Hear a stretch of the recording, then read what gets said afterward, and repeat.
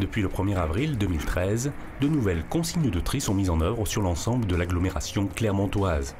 Par lettre d'information individuelle, par voie d'affichage en ville ou sur les moyens de transport en commun, Clermont Communauté a largement communiqué ces dernières semaines sur cette opération.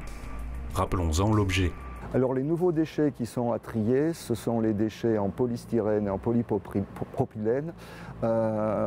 Pour illustrer, ce sont essentiellement les pots de yaourt et toutes les barquettes alimentaires.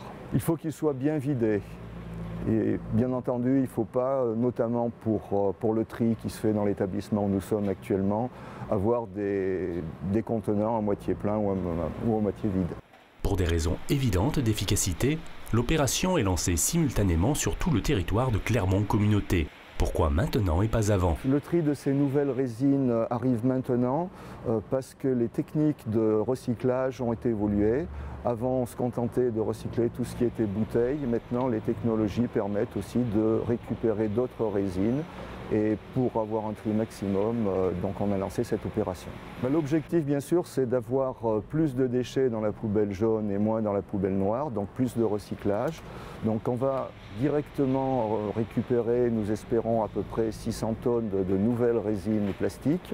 Mais au-delà de ça, cette opération va permettre de relancer le recyclage des autres produits à mettre dans la poubelle jaune et on espère arriver peut-être jusqu'à 2000 tonnes de déchets triés en plus, c'est-à-dire globalement 10% de ce qui se fait actuellement. Le recyclage est revendiqué par Clermont Communauté comme un axe fort de sa politique en matière de gestion des déchets. Avec cette opération, elle figure même parmi les pionnières. Oui, on en est au démarrage de l'extension des consignes de tri et à ce titre, Clermont Communauté est dans les premières collectivités à le faire.